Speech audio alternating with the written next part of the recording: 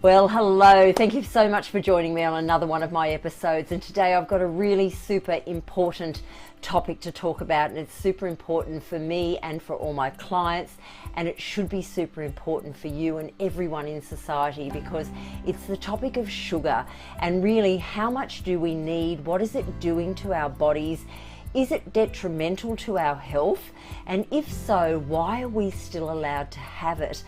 In the sense of, why is it so accessible? Why is it in so many of our foods? And why are we so blocked from really knowing the truth as to what sugar is doing to us? So I guess with all that being said, you've got the hint that I really don't agree with the industry and the way the food industry is allowed to actually put so much sugar into products. But the way that they are now starting, the industry is now starting to cover themselves, because they know how much sugar is in the foods and the beverages that they're providing. But to cover themselves, they're actually now putting out foods that have got less sugars in them. And so they're saying it's up to us to decide which product we choose, whether we have the one with the greater sugar in it or the less sugar in it. Now, to a degree, that's absolutely right. But unfortunately, I still don't think there's enough education around sugar and being able to decipher between the products as to which is the better choice and why we need to be making that choice. So let me just break down what sugar is exactly, because it's not just the white crystals or the brown crystals that we put on or in our foods to make them taste good, but sugar comes in so many different forms. So you've got sugar in fruit, and I know that sounds ridiculous, but it is in fruit because it's fructose, and that is a form of sugar. We've got it in syrups, we've got it in juices, we've got it in honey, we've got it in agave syrups, all sorts of syrups and condiments, and pretty much everything that we consume today really needs to have labels read so we understand what it is we're consuming and how much we are consuming. So let me start by saying, on my website, I've actually got a link there where you can actually go and get a PDF printout of all the names of sugar, and I think there's something like 57, 59 different names for sugar. So again, you might be picking up a diet biscuit and seeing that sugar might be the fourth ingredient down, and of course, as you may know, the ingredients are listed on the nutritional packaging as to how much is in there. So the greater amount will be the first product, and then as less product, or the lesser amounts are going in, is the way that they are listed on that nutritional package. So if sugar's the fourth ingredient in there, for example, third or fourth, then a couple of ingredients have got higher amounts in it than the sugar, and then sugar is next, and then you might have another 10 after that. But for some of these diet biscuits, there's sugar, and then there's another 4 different names for sugar also added into that ingredients list. So here you are thinking you're only having 1 serve of sugar, but you've actually got 4 different serves, 4 different quantities of sugar in the one diet biscuit.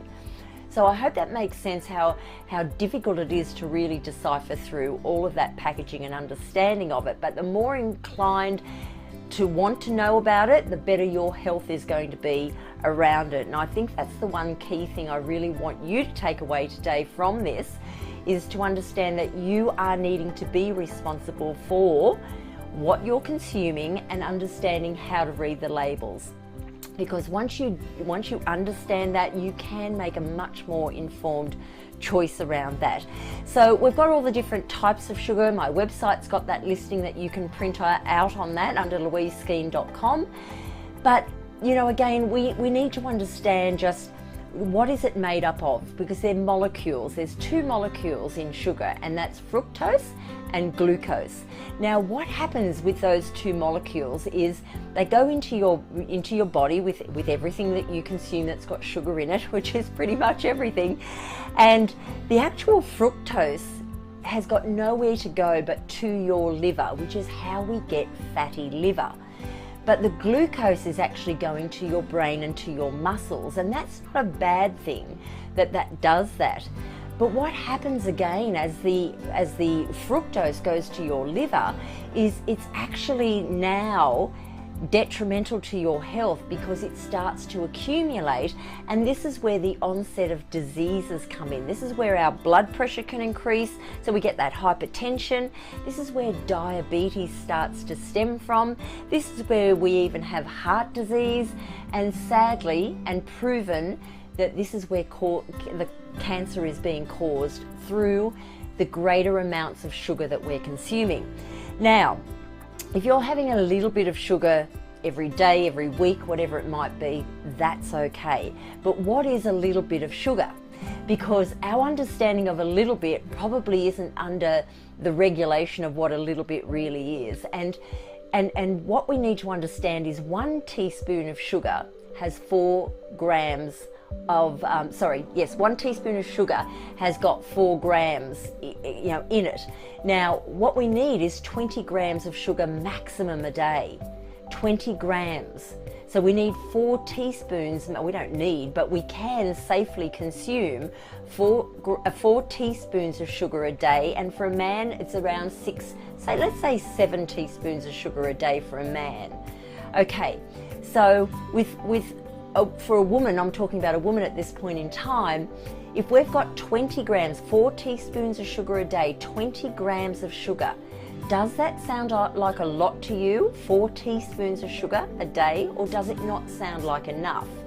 So it's a matter of now of reading your labels and understanding and really writing it down, everything you eat down, even for a week, is the most powerful thing you can do, because it's right there in front of you, black and white, as to what you are consuming.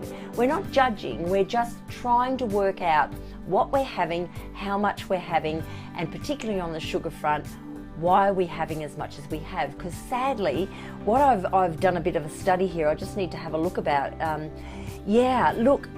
The average diet, now again, this is an American statistic. We don't have up-to-date statistics here in Australia right now, but in America, the average daily consumption, now this is daily consumption of sugar per person, is 26 teaspoons. And we should be aiming for 4 for a lady and 7 maximum for a man. So 26 teaspoons. Do we know we're having 26 or up to 26 teaspoons of sugar? No, we don't, because we're not reading the labels. We don't think we have a problem. But why is there so much diabetes, heart disease, people walking around obese today? Why have we statistically doubled, if not tripled, our obesity levels and our disease levels? Alzheimer's, all these things that are coming from and stemming from what they have now found to be sugar. Because years ago, 30 years ago, we were led to believe it was actually fat. But when the industry then came in and started to strip fat out of everything, it didn't solve the problem. And this is where, again, the industry stood up and went, well, what's going on? Scientists came in and started to research, and we're really starting to realise that we now know, we don't just start to realise, we now know the culprit of all of this is the amount of sugar we're having. I'm not saying cut it out completely, but I am saying let's get aware of how much we're having, and let's not over consume more than 4 teaspoons a day, which to me sounds hideously high, but that's what we're allowed to have. And for a man, it's around 7 teaspoons a day. Let's break it down, write it down. Let's see where you stand on the sugar component every day / every week, and see where you stand with that. So if you're suffering with joint pain, fatigue, headaches, bloating, psoriasis, skin conditions, any of these, brain fog, anything that's just not feeling normal to you, I really truly beg for you to take a weekly chart and write down everything that you maybe even consumed in the last few days and will consume for the next week. And let's have a look at the quantities as well, because this is where we often go so wrong with our diets, and we're wondering why we've got so much belly fat and our legs are so big and our arms and back fat and all these things that make us feel down, but it's because of what we're eating. So if you can do that, I think you'll start to realise the amount we're eating is also so hidden from us. read the labels and understand that even though you might glance at something that says 10 grams of sugar in a serving of 30 grams, have a look at what 30 grams is of what you're eating, if that makes sense. So 30 grams might be just the smallest portion of something, and you think, wow, let's say cereal, for example. 30 grams of cereal is like half a cup. And so, how often do you sit down to half a cup of cereal? Well, not too often. You're probably putting in like 2 or 3 cups in a bowl. So automatically you've got 6 or 7 times the amount of this sugar, this 10 grams multiplied by 6 or 7. And you can see you've already blown out your entire daily intake of sugar just in the first meal. So this is where we can go so wrong. Read the labels, break it down, have a look at how much you're actually having in a serve size yourself, and it might really surprise you. And if it does, you can change your body. You can change your body dramatically in as little as 3 weeks. You can lose something like 5 centimeters around your belly, which of course is not, you can't just spot reduce, so it's going to come off from all over your body. But you can lose up to 5 centimeters in 3 weeks.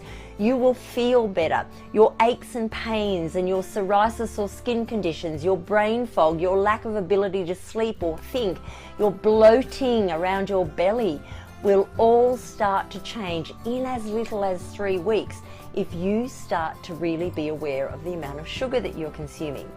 And of course, it all stems from the gut. You probably know that. I've probably spoken about that time and time again to you. But it does stem from within the gut. That's where it's going. So know about these molecules. Know about this fructose and glucose. And then the fructose overtakes the glucose and goes back and feeds on that and draws it out of your muscle, and it draws it away from your brain. And so therefore, you're actually feeling that lousiness, that feeling of not being able to function properly, and you're wondering where it's coming from. Okay, so these are the things we need to be aware of, and what they're hidden in would blow your mind. Okay, things that aren't even tasting sweet to you will have sugar in it. It's very, very hard to find things without sugar. So the secret here, without me going on for too long, is please eat as fresh as you possibly can. I think that is the key to it all, as you possibly can. Start to look at all your processed foods and really how much are you having? Are you having processed foods for breakfast, or are you having fresh food choices? What about your lunch? How much of your lunch intake is actually consumed around that process, that white bread, heavy calorie dense foods that are just not digesting and serving? And you've got to look at how sedentary you are as well. And then of course it comes to the snacking that happens, and we're often fed in the workplace our snack times because we're given breaks to do so, and that can sometimes be a bad choice too, particularly with muffins and muesli bars and flavoured yogurt. Yogurt, you think you're having something healthy, but it's flavoured, or it's got fruit induced yogurts and things like that. They're all detrimental at the end of the day because of the amount we're having. If we could turn the clock back 30 years and we could go back to saying, well, fruit wasn't a concern back then because we didn't consume as much sugar. The foods that were provided to us in the supermarkets did not contain the amount of sugars, and the supermarkets today, the aisles have grown dreadfully, and the amount of choices you've got on one product has doubled, tripled or quadrupled, and that is of course because there are so many out there that are all vying for the dollar. Everybody knows that sugar is going to make money because the more we have, the more we crave. So look at your breakfast, your lunch, your snacks, and then of course dinner.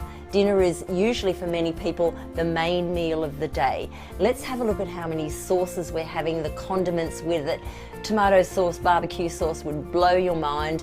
Make your own, try and go fresh. Let's turn that clock back a little bit more. Come away from lazy. I know we're all time starved, but come away from being lazy and trying to maybe on weekends, and I'm not saying or suggesting you are lazy, but we are trying to look for convenient ways to save us time. yet we're still finding a lot of time to sit around of an evening and things like that. So weigh up those important things to you. The other thing very quickly I do want to have a quick chat to you about is if you are shopping with your children, and of course the children are your future, you want the best for your children too. If you're shopping with your children, please don't allow them the choice to make of what they want from the supermarket shelves, because this is why we have so many amazing colourful packages going on out there. Of course they're going to pick the prettiest, the brightest, the strongest coloured packaging out there because it's attractive to them. But of course it's not about what the packaging is, it's what's inside that. How much of the foods that you're giving your children are actually detrimental to their brain health, their ability to function, their cholesterol and their blood pressure. You know today that children have got more problems now at young ages than you would expect them to have when they're in their 60s. And this is the reason. It's what we're putting in our mouths. We need to drink a lot more water, and move our bodies greater now, particularly if you're over the age of 40. Please double the amount of exercise that you're doing right now, because that is the factor. When your metabolic rate slows down, when everything is starting to change hormonally, you need to move more. So let's go back to that sugar. Be very aware of it. I am very passionate about it for you, and if you're trying to maintain or lose weight, this is the thing that we need to firstly start to be aware of. Watch the sugar. Okay, thank you so much for joining me, and I look forward to seeing you on my next episode. Bye for now. Thanks for watching. I hope you subscribe to my channel and follow me on social media plugged in on your screen right now. Thank you, and stay healthy, stay happy.